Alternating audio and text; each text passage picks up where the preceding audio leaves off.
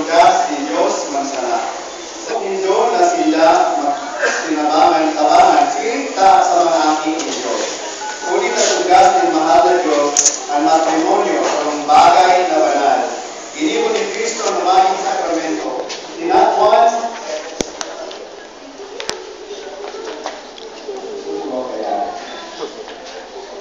Tinatawagin bagong kahulugan at bagong kagayonan. Susuking San Pablo. Ang pagkabinuotan ni Magano, nakakabayin sa pagkabinuotan ni Kristo at yung simbahan. Pagkabinuotan ng banal, malilig at matanaw. Ang pagkinatuman sa bagay na mahalaga.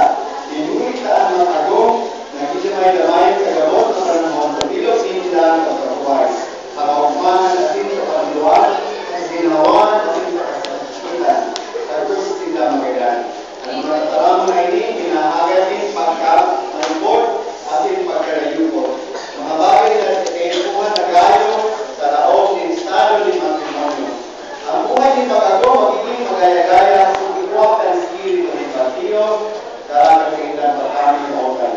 Saro sa isip, saro sa puso, saro sa pagkamo.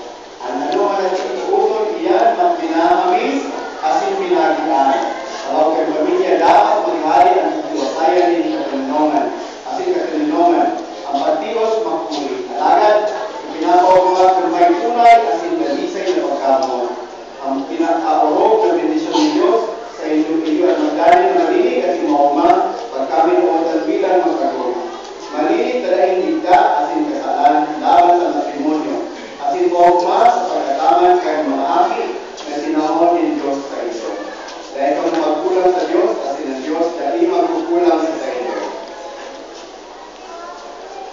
Iwaras mo sa inyo, kaus kaguranan ang mabiyaya, kaining sakramento, na sa inyo aakol niya.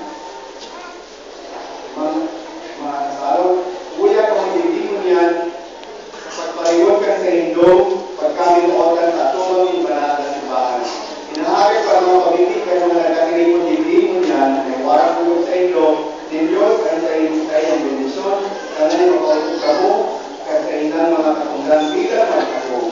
Asin sa inyo mga lugar, inaharap ko ang tabang, ninyo sa isla, kung sa inyo mga pamilya, asin ako na sila bilang magkakong, nagkaayon ang katong ganwaan ni Kristiyano.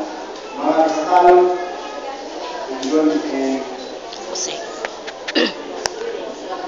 Junicel. Okay. Imagod ninyo at mga pinagsulod na hapon.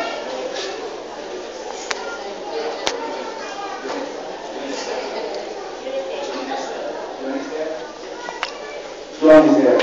Napalipikas sa diri mong kabukan, tanganin ikaw mo ang sa inyong buhay sa pagkamot ng matingkod sa iyong along. Rodrigo Jr. Napalipikas sa diri mong kabukan, tanganin ikaw mo ang sa iyong buhay sa pagkamot sa iyong matingkod sa iyong along. Andang kamo na sa batahan na ang mga aking ay matawagin ng Diyos sa inyo, maaking mga malahay na Kristiyano,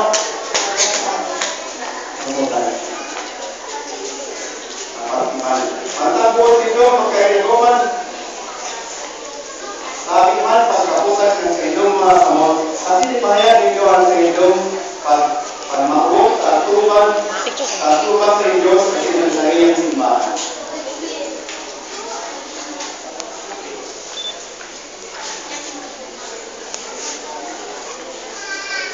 Sika,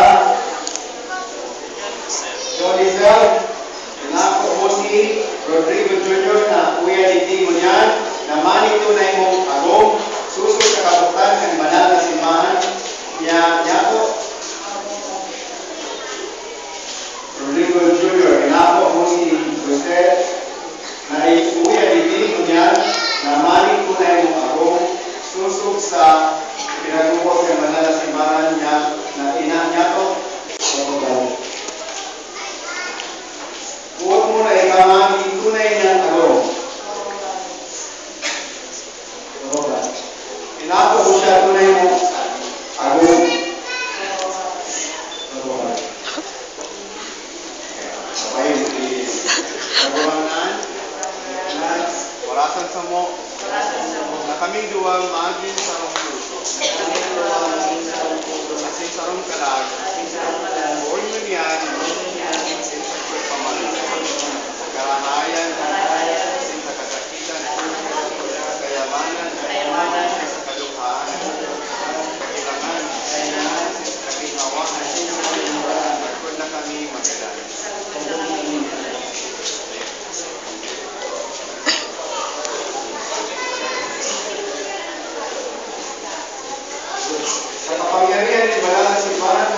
siya gabos maoy aligi, pinapaligod at sinibinilusyonan ko ang matrimonyo na sa inyong inago sa ngalan ni Ama, sinanagi ko ng Espiritu Santo. Amen.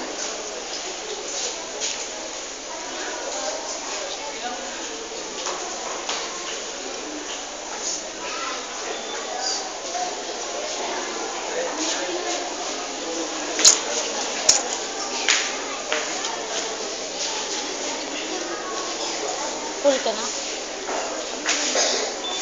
Picturean mo. Ang tapos sa tuyaw sa ngalan ni Kabranan, ang si magkagabos na nagi mo kay langit o sindaga. Mamitit kita.